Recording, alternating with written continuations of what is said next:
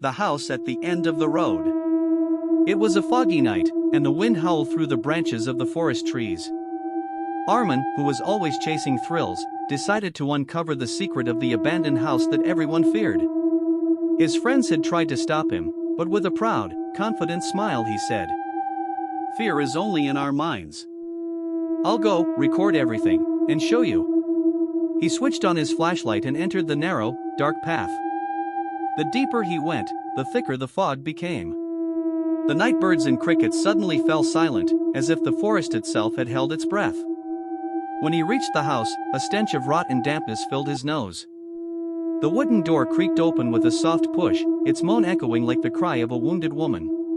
The first floor. Inside, the walls were covered with black stains and mold. Rotten furniture and torn fabrics lay scattered everywhere. Suddenly, something like a shadow flickered at the corner of his eye.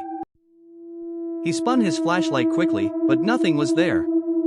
On the wall beside the stairs, words were written in dried blood. "Do not awaken the mirror."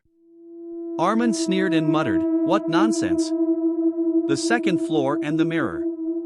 He slowly climbed the creaking wooden steps, each one sounding like breaking bones.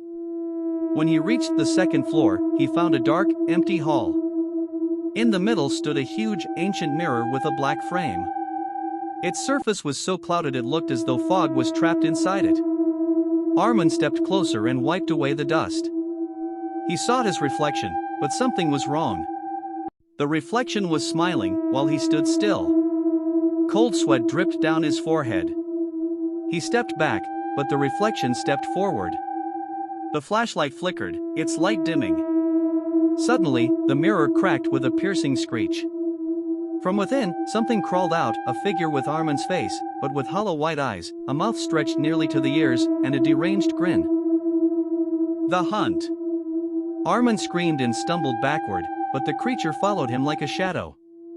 No matter where he ran, it appeared before him. Laughter, muffled and demonic, echoed from the walls and ceiling. He dashed into a room at the end of the hall, slammed the door, and gasped for breath. But the room was filled with smaller mirrors.